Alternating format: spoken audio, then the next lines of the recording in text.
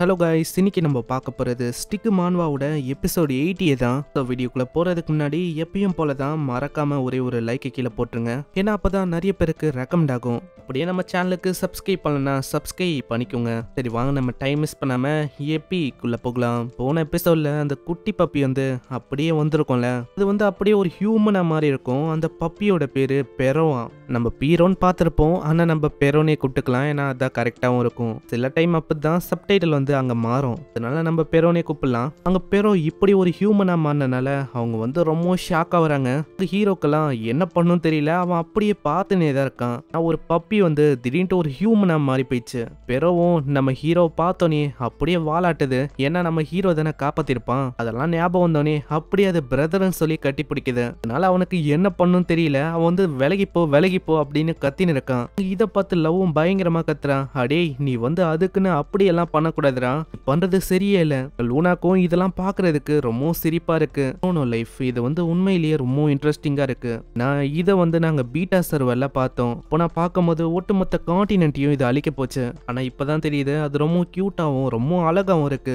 போய் மண்டையிலே தடவினே சொல்றா, ஏய் பேரோ, நம்ம ஏன் ஒன்னாக கூடாது? ஆனா அதுக்குள்ள அது கையை கடிச்சு விட்டது. இதனால அவளோட 5 விரலும் அப்படியே போயிட்டு இருந்தாலும் அவ வந்து அப்படியே சிரிச்சுக்கினே தான் இருக்கா. ஏன்னா அப்பயாச்சும் இவங்க 2 பேரும் ஒன்னாவாங்களான்னு பாக்குறா. ஆனா கடைசி வரைக்கும் அது விடவே இல்லையே. இதனால லவ் வந்து சொல்றான், உனக்கு வந்து தெரியல டாக்ஸ் கூட எப்படி பழகணும்னு, நான் வந்து உனக்கு காட்டுறேன். அதாவது அதுங்க கூட எப்படி பழகணும்னு பாரு. ஜென்டெல்லாம் நம்ம கையை கொண்டு போனோம், அது ரொம்ப பயந்து போயிடும்ல.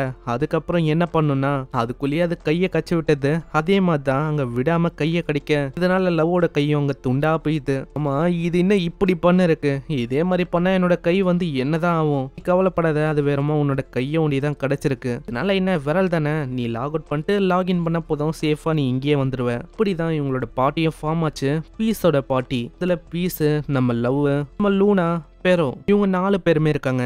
நெக்ஸ்ட் சீன்ல கம்பெனி ஓனரும் இதெல்லாம் பார்த்துன்னு இருக்காரு. ஏகப்பட்ட ஸ்டாஃப்ஸையும் வச்சிருப்பாரா.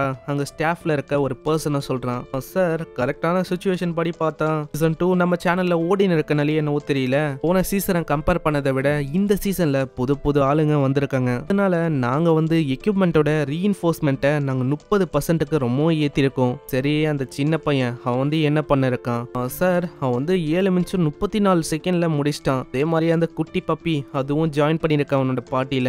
அப்படியா, அந்த சின்ன பையன் இந்த அளவுக்கு போயிட்டானா? ரொம்ப இன்ட்ரெஸ்டிங்கா தான் இருக்கு. அவனால இப்போ அந்த பப்பியை ஹேண்டில் பண்ண முடியுதா? இந்த வேரல்ஃபோட பப்பி, இதை வச்சு அவன் என்ன பண்ண போறான் அதை வந்து நம்ம பார்க்கலாம். நான் சார் பீட்டா சர்வர்ல அவனால ஒட்டுமொத்த கான்டினென்ட்டையும் அப்படியே சாப்பிட முடியும். இப்போ வந்து அவன் கூட இருக்கிறது சரிதானா? ஏன்னா இந்த டைமென்ஷனையே அழிக்கிறதுக்கு அவனுக்கு அவளைக்கும் டைம் ஆகாது. வா பாத்துக்கலாம். அப்படி அழிஞ்சு போனா பிசினஸ் வந்து அப்படியே மூடி போகும். அதனால கவலைப்படாத, இதெல்லாம் நடக்கும்னு எனக்கு எப்பயோ தெரியும். இப்போதைக்கு அந்த பசங்க அவங்க வந்து என்ன பண்றாங்கன்னு நம்ம பார்க்கலாம். நெக்ஸ்ட் சீன்ல அங்க லவ்வும் சொல்றான், இந்த பிளேஸ் என்ன இந்த அளவுக்கு ரொம்ப அழகா இருக்கு, டவுன் அப்படியே ஸ்னோவால கவர் ஆயிருக்கு. இப்போ இவங்க வந்து இருக்குது நார்த்தன் கான்டினென்ட்ல இருக்க ஒரு ஏரியா தான், அதனால தான் இங்க பனியா இருக்கு. ஆமா கேப்டன் லவ், உங்களுக்கு வந்து குளிரா இல்லையா? நீங்க அவளைக்கும் போடல நிறைய. ஆமா நீ ஒண்டி அப்படியே நிறைய போட்டிருக்க பாரு, வெறும் ஒரு ஜிட்டியை போட்டு இருக்க. உங்ககிட்ட ஒரு கிறிஸ்டல் இருக்கும், அது வழியா தான் இவங்களுக்கு ஹீட்டா ஃபீல் ஆகுது. இல்லைன்னா ரொம்ப கஷ்டம். அப்படி இங்க வருது, உள்ள ஒரு கேஃபே மாதிரி ஒரு விஷயம் இருக்கு, அதுக்குள்ள போய் அவங்க பேச ஆரம்பிக்கிறாங்க. இப்போ இவங்க 4 பேரும் ஒரு பார்ட்டியா இருக்காங்களே. அங்க பெரோவை பத்தி அவன் சொல்றான், வந்து உங்களுக்கு பெரோவை பத்தி சொல்றேன். இந்த பையன் உன்னோட பேரு தான் பெரோ, இவனுக்குன்னு மறு பேரும் இருக்கு.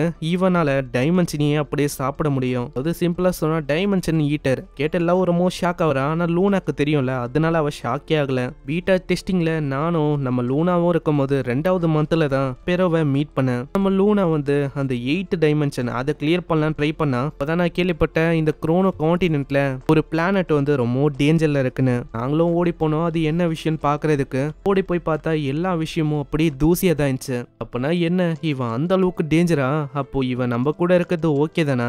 இப்ப நம்ம கூட அவன் பார்ட்டியில இருக்கான், பார்ட்டியா ஃபார்ம் பண்ணியாச்சு, பிரச்சனை இல்ல. யாரோ வந்து எப்போ டேஞ்சரா இருப்பானா, அவனோட நெகட்டிவ் எமோஷன் அவனோட பாடியை டேக் ஓவர் பண்ணும் போது தான். இப்போதைக்கு நம்ம கூட இருக்கனால அதனால கவலைப்பட வேணாம். சரி, அப்போ என்கிட்ட இன்னொரு கொஸ்டின் இருக்கு. நான் என்ன என்ன யோசனை வெறும் நீயும் ரோச் லேடியும் ஒண்டி தான் அந்த டெஸ்டிங் அப்போ உள்ள போனீங்கன்னு நினைச்சேன். ஆனா இப்ப பார்த்தோம்ல ராக்கான் அவன் வந்து போயிருக்க வாய்ப்பு இல்லைல்ல, ஏன்னா அவனும் ஒரு யூசர் தான். அவனால எப்படி இந்த பிறவை பிடிக்க முடிஞ்சது எனக்கு அதுதான் புரியல. அங்க லூனாவே இப்பதான் சொல்றான், என்னதான் யூசர்ஸால உள்ள வர முடியலனாலும் உள்ள வந்து சில பல என்பிசிஸ் இருக்கும், அதுங்களோட ரோல்ஸ் அதுங்க ஃபுல்ஃபில் பண்ணணும். ஸோ அதுக்காக என்னென்ன பண்ணுமோ எல்லாத்தையுமே பண்ணும். அதனால தான் பெறவும் இப்போ இங்க வந்திருக்கு வேற ஒரு டைமென்ஷன் வழியா. அதாவது சிம்பிளா சொன்னா நம்ம பெறம் வந்து ரொம்ப ஸ்ட்ராங்கான ஒரு என்பிசி மாதிரி தான். ஒரு வகையில ஃபியூச்சர்ல இவன் நம்மளுக்கு மெயின் கோஸ்டாவும் இருக்கிறதுக்கு வாய்ப்பு இருக்கு. அந்த அளவுக்கு இவன் ஸ்ட்ராங், ஏன்னா இவன் ஒரு பாஸ் மாஸ்டர்.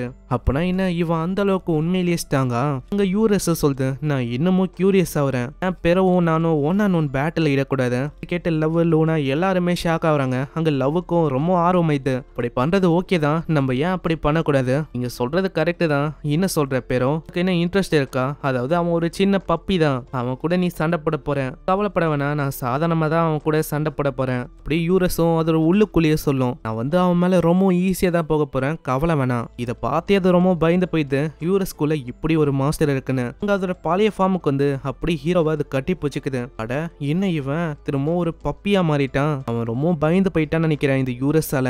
யூரஸும் அப்படியே மேல வந்து பாக்குது. ஏய் சின்ன பையலே, உனக்கு வந்து புரியுதா?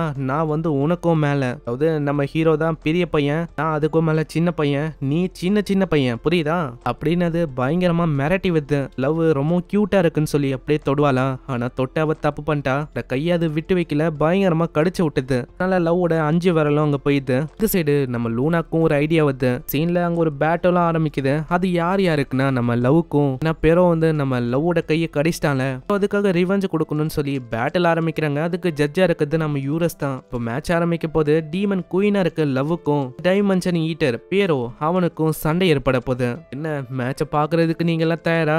அங்க லவ்வும் கேக்குறான், ஹே லூனா, நான் வந்து உண்மையிலேயே இது கூட சண்டை போடணுமா? நீ தான் ஐடியாவை கொடுத்த, ஏன்னா இது ஒரு கியூட்டான லிட்டில் பப்பி தான், இது கூட சண்டை போடுறது என்ன சரிதானா? வேற என்ன பண்றது, நம்ம கிட்ட வேற சாய்ஸ் இல்லப்பா. யூரஸ் கிட்ட அது பயந்து போயிடுது, வேற எதுவும் பண்ணவும் முடியாது. மேல அது வந்து உன்னோட ஃபிங்கரை அடிக்கடி கடிக்குது. இவன் அது என்னையும் கடிச்சு வச்சிருக்கு, நானும் அதை விட போதில்லை. ஸோ ரிவெஞ்ச இது வழியாவே நம்மளால கொடுக்க முடியும். ஆமா ஆமா நீ சொல்றது கரெக்ட் தான், அது என்னோட கையை பயங்கரமா கடிச்சதுல இந்த வாட்டி நம்ம வந்து அதை விடக்கூடாது. இது ஒரு கேஷுவலான பேட்டில் தான், அவளுக்கு உங்களோட ஸ்ட்ரென்த்தை காட்ட வேணாம். அதுக்கப்புறம் பேட்டில் ஆரம்பிக்குது. அது அப்படியே பறந்து வந்து ஒரு ஸ்லாஷ் அட்டாக்கை தாக்குது. இதனால சைட்ல ஒரு ஸ்லாஷ் அட்டாக்கும் படுது. இதை பார்க்கும்போது ஆந்தரமோஸும் இப்படிதான் பீஸ்டுங்களோட ஒரு ஸ்லாஷ் அட்டாக் பண்ணும். அந்த அட்டாக்கோட ஃபீலிங் வந்து இவளுக்கு வருது. திரும்ப அது செம்ம வேகமா வருது. அதை பார்த்து லவ் ரொம்ப ஷாக் ஆகுறா. என்ன இவன் ரொம்ப ஸ்பீடா இருக்கான், பேரோ அதோட உண்மையான உருவத்துக்குலாம் வர மாதிரியே லவ்க்கு ஃபீல் ஆகுமா? இதனால அதை பார்த்து அவ லைட்டா ஷாக் ஆகுறா. இதை வச்சு அது கடிக்கலான்னு வந்து அங்கல இருந்தும் லவ் தப்பிக்கிறா. வாவ், மேட்ச் வந்து உண்மையிலேயே அருமையா போகுது மாஸ்டர், நீங்க வந்து என்ன சொல்றீங்க? பேரோ வந்து நம்ம எதிர்பார்த்ததை விட பயங்கரமா ஃபைட் பண்றான். இதே மாதிரி போச்சுன்னா லவ் எதிர்த்து அவனால ஜெயிக்க முடியும்ல? வாய்ப்பே இல்ல, லவ் எதிர்த்து அவனால ஜெயிக்க முடியாது. ஏன்னா கேப்டன் லவ் இன்னமும் சீரியஸ் ஆகல, சீரியஸ் ஆயிட்டா அவ்வளவுதான். என்னது என்ன சொல்றீங்க? அதாவது நீயே பார்த்திருப்ப, இதுக்கு முன்னாடி சில பல ஆளுங்க பேரோவை பிடிச்சிருப்பாங்க, அதுவும் எப்படின்னு சொல்றேன். நம்ம பேரோ ரொம்ப வீக்கு. நம்ம லவ்வோட லெவலை நீ பார்த்தாலே உனக்கு தெரியும், உங்களோட லெவல் 638. அதனால தோக்கடிக்கிறதுக்கு வாய்ப்பே இல்ல. அது திரும்ப தாக்குது. லவ் அதுல இருந்து தப்பிக்கிறா. மேல போயிட்டு பயங்கரமான அட்டாக் பண்றா. இதனால சுத்தி ஒரு பயங்கரமான காத்து அடிக்குது. ஹீரோ எதையுமே கண்டுக்காம ஜாலியா அதை சாப்பிட்டு இருக்கான். இந்த புகை மூட்டைலாம் போனக்கு அப்புறம் பெரோவை காட்டுறாங்க. பெரோ அது மயங்கி போயிடுது. அவ்வளவுதான், பெரோ வர்சஸ் லவ். இந்த ஃபைட்ல ஜெயிச்சது நம்ம லவ் தான். அதனால பெரோ ரொம்ப கஷ்டப்படுது. அட நான் வந்து தோத்து போயிருக்கணுமோ, நான் தெரியாதனமா ஜெயிச்சிட்டேன். ஏன்னா இப்படி நான் பண்ணனால பெரோவோட ஃபைட்டிங் ஸ்பிரிட் அது வந்து அதுக்கு ரொம்ப கம்மியாயிடும். ஆனா அதுக்குள்ளேயே ஏதோ ஒரு பெல்லு சவுண்ட் கேக்குது. சைட்ல ஒரு பொண்ணு வரா. ஸ்டார்டிங்ல இந்த பொண்ணை பார்க்கும்போது ஏதோ சாக்கோ அந்த பொண்ணு தான் வரான்னு நினைச்சேன். ஆனா அப்புறம் தான் தெரியுது இது வேற ஏதோ ஒரு பொண்ணுன்னு. வாரியர்ஸ், நீங்க ஃபைனலி இங்க வந்துட்டீங்க. வந்து மேட்ச தூரத்துல இருந்து பார்த்தேன். இது ரொம்ப எக்ஸைட்டிங்கா இருக்கு. என்னோட பேரு இஸ்லோரோ, நான் தான் இந்த டைமென்ஷனோட பிரீஸ்டஸ். நான் எதுக்கு இங்க வந்திருக்கேன்னா உங்களை கைட் பண்ணலாம் அப்படின்னு தான் வந்திருக்கேன். ஆனா இது நாங்க வந்து இது க்ளோஸ்ல இருக்கும்போது வந்தோம். அப்போ வந்து இப்படிலாம் எதுவும் நடக்கலையே. ஸ்பெஷலா நான் வந்து உங்களை தான் மீட் பண்ண வந்தேன் ப்ளீஸ். ஏன்னா நீங்க வந்து என்னோட யங்கர் பிரதரை நல்லாவே பாத்துக்கிறீங்க. அது யங்கர் பிரதரா யாரு? ஆனா திடீர்னு நம்ம ஹீரோவோட ஜெட்டிக்குள்ள இருந்து வித்தியாசமா ஒண்ணு வெளில வரமா, அதை பார்த்து லவ் லூனா ரொம்ப ஷாக் ஆகுறாங்க. இதனாலே என்னவோ தெரியல, அங்க ஹீரோக்கு அவ்வளவு சுகமா ஃபீல் ஆகுது. அப்புறம் தான் நம்மளுக்கு தெரியுது அது வேற யாரும் இல்ல, அவந்தடோ தான். அந்த சொல்ல போனா இஸ்லோரோட பிரதரா. இஸ்லோரோ, உன்னை பார்த்தே ரொம்ப நாள் ஆச்சு. இப்படி இவன் சொல்றதோட இங்கேயே இந்த எபிசோட முடியுது. இதுக்கப்புறம் தான் நம்மளுக்கு தெரியும், அதாவது இதுக்கு மேல என்ன ஆக போகுதுன்னு. மறக்காம வீடியோக்கு ஒரே ஒரு லைக்கை ஒண்டி குத்துருங்க, ஏன்னா அப்பதான் எல்லா எபிசோடும் மற்றவங்களுக்கு ரெக்கமெண்ட் ஆகும். அதே மாதிரி சேனலுக்கு இது வரைக்கும் சப்ஸ்கிரைப் பண்ணலையா, சப்ஸ்கிரைப் பண்ணிக்கோங்க. நான் உங்களை நெக்ஸ்ட் எபிசோட்ல சந்திக்கிறேன். தேங்க்யூ ஃபார் வாட்சிங். சேனரா.